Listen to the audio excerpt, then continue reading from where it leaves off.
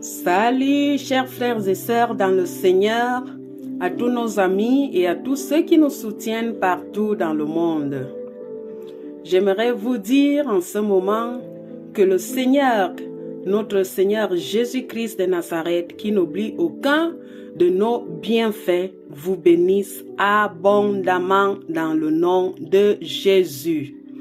Voilà, je suis là de nouveau au moyen de cette page pour amener une fois de plus une parole de motivation, une parole de réflexion, une parole d'encouragement à tous ceux qui sont en train de passer les moments de difficulté, les moments où tout est sombre, comme le serviteur de Dieu David disait, les moments de l'ombre de la mort. Si tu es en train de passer les moments de l'ombre de la mort, c'est-à-dire les moments difficiles, j'aimerais te amener cette parole de motivation, d'exhortation, de réflexion, d'encouragement et pourquoi pas de bénédiction dans le nom de notre Seigneur Jésus-Christ de Nazareth.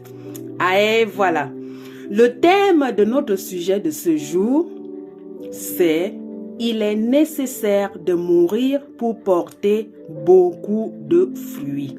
Il est nécessaire de mourir pour porter beaucoup de fruits. Ah oui, mes frères et sœurs, il est nécessaire de mourir pour porter beaucoup de fruits. Nous voyons que dans la vie, tout le monde veut porter des fruits. Tout le monde, même dans l'église, tout le monde veut porter des fruits. Tout le monde veut prêcher, tout le monde veut prophétiser, tout le monde veut avoir les dons dans sa vie. Et socialement, nous voyons aussi que tout le monde veut prospérer, qu'il soit marié, qu'il y ait des enfants, qu'il y ait socialement une position et même financièrement. Tout cela, c'est bien, mes frères. Mais la Bible nous dit ceci. Écoutons la parole de Dieu. Alléluia. La Bible nous dit, dans le livre de Jean 12,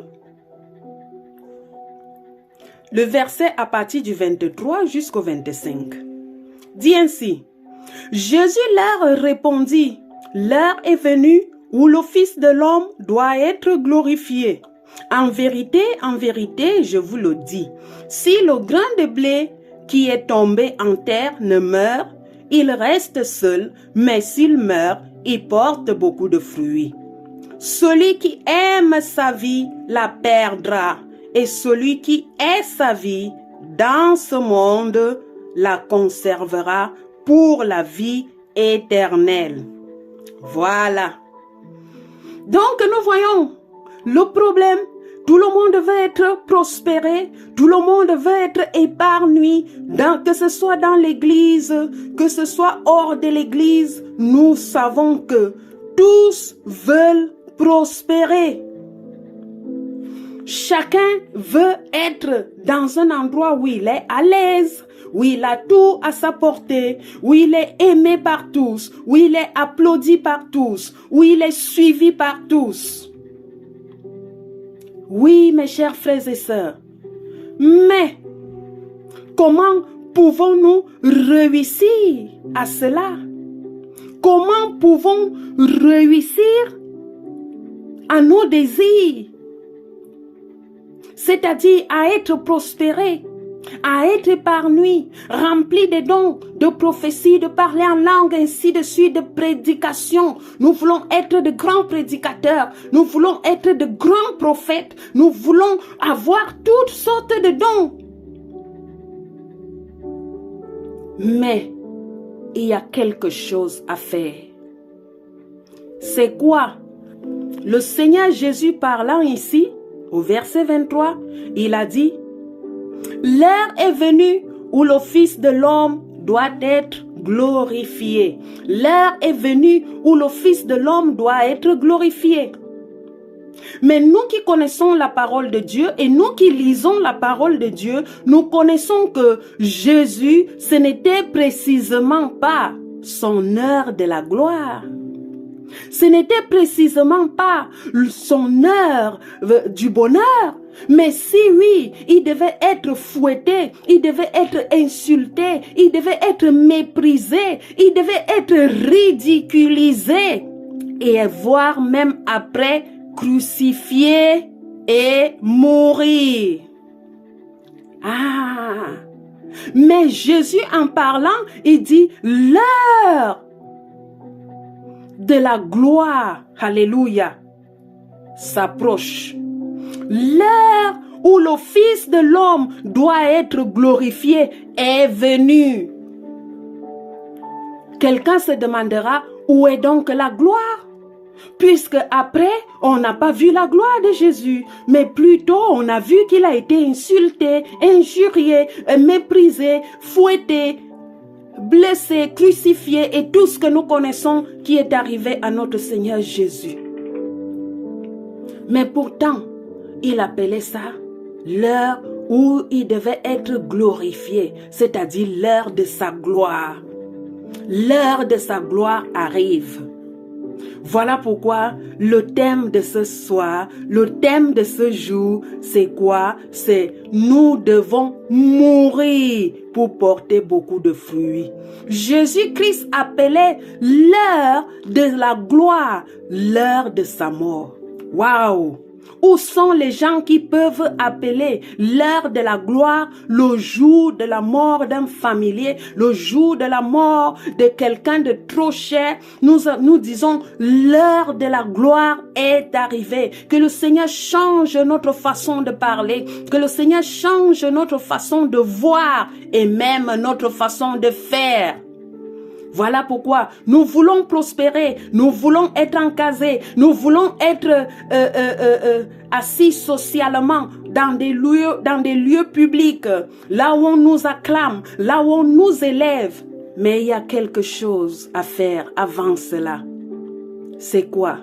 Ce que Jésus appelle l'heure de la gloire, c'est-à-dire mourir. Ah, mourir. Voilà pourquoi le deuxième verset nous dira, en vérité, je vous le dis, si le grain de blé qui est tombé en terre ne meurt, il reste seul. Mais s'il meurt, il porte beaucoup de fruits.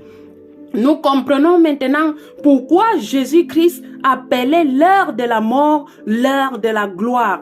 Car il savait qu'il était venu apporter une mission, la mission de sauver l'humanité. Alors, s'il refuse de passer par la mort, cette mission-là allait être totalement neutralisée, oubliée, épargnée. Et il devait continuer à être le seul fils unique de Dieu. Alléluia. Mais puisqu'il a accepté la mission, il a accepté d'être obéissant, il a accepté d'aller jusqu'au bout avec la mission que Dieu lui avait donnée de venir sauver l'humanité. Et lorsque le moment arrivait, il s'est dit l'heure de la gloire. L'heure de la gloire, parce qu'il savait qu'il est en train d'accomplir la mission de Dieu, la mission pour laquelle il avait été envoyé. Et même s'il faut qu'il paye cette mission-là par sa vie, il était prêt à le faire, il était prêt à obéir. Voilà pourquoi il appelait le moment de la gloire, ou encore le moment où le Fils de l'homme devrait être glorifié. Waouh! Combien veulent être glorifiés? Voilà. Combien veulent être prospérés? Combien veulent être mariés, avoir des enfants, ainsi de suite? Il y a quelque chose à faire avant. C'est la mort. Mourir pour porter beaucoup de fruits. Donc, si Jésus n'accepte pas de mourir, il demeurera le Fils unique de Dieu. Mais si Jésus accepte passer par la croix, accepte mourir, alors là, Dieu aura beaucoup d'enfants. Toi et moi, nous sommes aujourd'hui des enfants de Dieu parce que Jésus-Christ a donné sa vie sur la croix. Si Jésus épargnait sa vie, nous n'allions pas être des enfants de Dieu. Mais gloire à Dieu parce que Jésus a été obéissant. Jésus est venu pour accomplir la mission. Il n'a pas résisté à la mission. Il ne s'est pas affairé à son corps, à son égoïsme. Il s'est dit oui, j'y vais tout droit pour sauver autant qu'il pouvait. Voilà pourquoi aujourd'hui, Jésus n'est plus le seul fils unique de Dieu. Nous avons maintenant des frères et des sœurs en Christ. Alléluia. Nous sommes devenus des enfants de Dieu parce qu'il y a quelqu'un qui a accepté de mourir. Voilà pourquoi il est nécessaire. Qu'est-ce que cela signifie? Que je vous envoie maintenant mourir, loin de là. La mort qu'on parle d'ici, la mort qu'on s'adresse ici, ce n'est pas que quelqu'un va se jeter du pont pour tomber dans le vide et mourir. Il ne s'agit pas de ça, mes frères et sœurs. Il s'agit de la mort dans la chair. Alléluia. La mort dans les œuvres de la chair. C'est-à-dire le péché qui te sépare de Dieu. Le verset nous a dit que si le grain de blé et qui est tombé sur la terre ne meurt pas, il restera seul. Mais si le grain meurt, alors là, il portera beaucoup de fruits. Donc, si tu te sépares du péché, si tu te sépares de ton caractère qui gêne les gens, lorsque tu avais les gens, tu as toujours ton orgueil qui te sépare des amis. Ah, personne maintenant s'approche parce que l'orgueil met mal à l'aise les amis et les amis s'enfuient. Maintenant, si tu te sépares de cet orgueil, si tu acceptes de mourir dans ton orgueil, tu vas récupérer les amis. Mais si tu ne meurs pas dans ton orgueil, tu resteras seul. C'est ce que signifie le verset, mes frères et sœurs. Il dit, si le grain ne meurt, il reste seul. Mais s'il accepte de mourir, alors là, il portera beaucoup de fruits. Waouh, que c'est merveilleux. Jésus-Christ, notre modèle, il a accepté de mourir. Et aujourd'hui, dans le monde entier, il y a toute une armée, alléluia, des enfants de Dieu. Il y a toute une armée des enfants du ciel, alléluia. Oh, gloire et louange à notre Seigneur Jésus, qui ne sait pas t'épargner de sa mission. Mais si oui, il a accepté de mourir. Veux-tu accepter de mourir dans ton péché qui te sépare de Dieu? Si tu continues dans le péché, tu seras isolé et tu seras à la portée de l'ennemi. L'ennemi, pour mieux attaquer, il va t'isoler. De la même façon que lorsque nous regardons les safaris, nous voyons les animaux dans la forêt. Le lion, avant d'attaquer, il disperse d'abord. Et la Bible nous dit que notre ennemi est comme un lion rugissant. Il sépare d'abord, il t'isole d'abord. Et une fois tu es isolé du reste du groupe, alors là, il saute sur toi et il t'attrape. L'ennemi agit de la même façon. Il viendra, puis il te séparera par ton péché. Une fois tu commets le péché, il te sépare de l'assemblée des saints. Et une fois tu es séparé, tu es seul. Parce que tu n'es pas mort dans ton péché. Parce que tu n'as pas accepté de chasser le péché dans ta vie. Et là, tu deviens seul. Mais si tu acceptes que le péché soit hors de toi, c'est-à-dire mort, quand on parle de mourir, c'est quelque chose qui n'existe plus. Le mort est mort, c'est fini. Il ne peut plus revenir encore. C'est de la même façon, nous devons faire mourir le péché. Et lorsque nous allons faire mourir le péché, alors là, le Saint-Esprit et le Père vont s'associer à nous. Et nous allons porter des fruits. Beaucoup veulent être de bons prédicateurs. Beaucoup veulent être de bons prophètes. Beaucoup veulent avoir des dons, des ministères, ainsi de suite. C'est très bien. Mais qu'en est-il de mourir? Qu'en est-il de mourir? Mes frères et sœurs, tu veux porter le fruit, il faut mourir dans ton péché.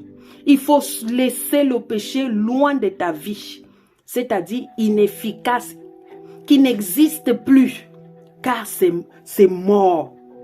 Ça ne peut plus avoir la force en toi. Ça ne peut plus venir donner des ordres en toi. Ça doit être mort. Alléluia.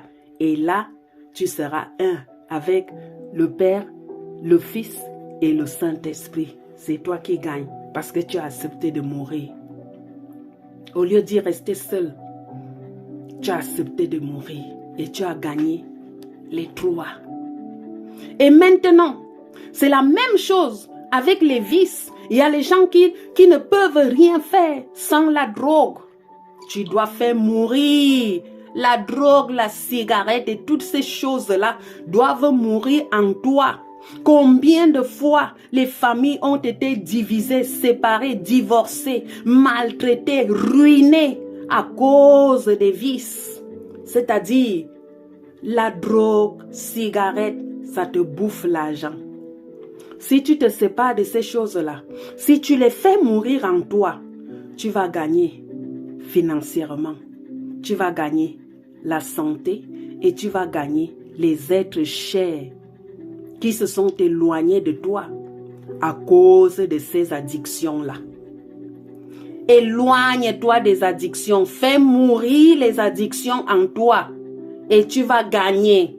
Mais si tu persistes dans l'addiction, tu seras seul. C'est ce que dit la parole. Si le grain de blé ne meurt pas, il reste seul. Mais par contre, s'il accepte de mourir, il portera beaucoup de fruits. Voilà pourquoi en ce moment, je t'invite à porter beaucoup de fruits. Je souhaite que tu puisses porter beaucoup de fruits. Et voilà pour ça, je t'amène ce message, afin que tu te réveilles de ton sommeil, afin que tu te réveilles de ton sommeil et que tu commences à faire mourir la chair, tu commences à faire mourir ton caractère, tu commences à faire mourir la paresse, tu commences à faire mourir les addictions, tu commences à faire mourir l'égoïsme en toi, car ces choses-là te séparent de tous ceux qui t'aiment et ces péchés-là te séparent de ton Créateur.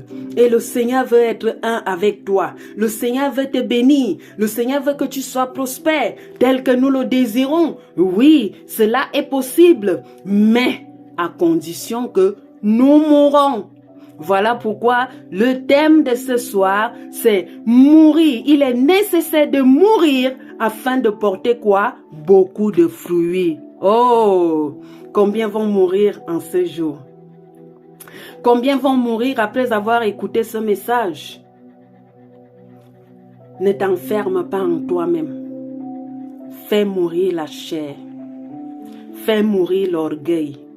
Fais mourir les addictions. Fais mourir ton caractère et tout ira mieux. Voilà pourquoi la Bible continue en nous disant maintenant le verset 25, il dit « Celui qui aime sa vie la perdra. Et celui qui hait sa vie dans ce monde la conservera pour la vie éternelle. » Veux-tu conserver ta vie pour la vie éternelle? Alors il est nécessaire de mourir. Il est nécessaire de mourir pour la vanité de la gloire terrestre. Il est nécessaire de mourir sur la vanité de puissance terrestre. Il est nécessaire de mourir pour la vanité de rang social de ce monde. Pour gagner quoi? Le ciel. Pour gagner le ciel. Oh, je veux voir ceux-là qui veulent mourir dans leurs mauvaises œuvres, dans le péché, dans l'égoïsme, dans la faiblesse, dans la paresse. Alléluia. Et voire même dans la désobéissance à la parole divine. Je vois ceux-là qui vont mourir après avoir écouté ce message et qui vont commencer maintenant à gagner le royaume des cieux, à gagner le Père, le Fils et le Saint-Esprit. Car avec le Père, le Fils et le Saint-Esprit, tu gagnes et tu peux être excellent prédicateur, excellent prophète. Tu peux être épanoui dans tes dons, dans ton ministère et voire même socialement. Alléluia. Voilà pourquoi, sois épanoui à travers ce message. C'est un message d'encouragement, mes frères et sœurs, dans le nom de Jésus-Christ de Nazareth. Il dit, car celui qui aime sa vie la perdra, et celui qui est sa vie dans ce monde la conservera pour la vie éternelle. Toi qui es en train de dire, je ne suis pas prêt à laisser l'égoïsme, je ne suis pas prêt à abandonner la chair, la sensualité de la chair. Je ne suis pas prêt à laisser cela. Alors là, la Bible dit, celui qui aime sa vie la perdra, et celui qui est sa vie dans ce monde la conservera pour la vie éternelle. À toi de choisir. Veux-tu perdre ta vie dans cette terre afin de gagner la vie éternelle, ou tu veux bien te réjouir de la joie, du bien-être et de beaucoup de choses afin de perdre plutôt la vie éternelle? Oh, frères et sœurs, soyons sincères, réfléchissons dans ce que nous faisons afin que Dieu puisse agir dans notre vie et que nous puissions gagner le royaume des cieux. Il y a quelque chose que j'aimerais lire en ce moment dans la Bible, au livre des Philippiens. Philippiens, nous y sommes. Dans le livre des Philippiens, le verset 21, la Bible nous dit, « Car Christ est ma vie et la mort m'est un gain. » Christ est ma vie. Qui sont ceux-là qui vivent pour Christ? Alléluia, que Dieu vous bénisse. Donc, Christ est ma vie. Et que dit-il? Et la mort m'est un gain. Il y a les gens qui cherchent à gagner beaucoup de choses dans ce monde. Mais la mort est un gain. Si aujourd'hui, tu décides de faire mourir la chair, tu vas gagner, alléluia, le ciel.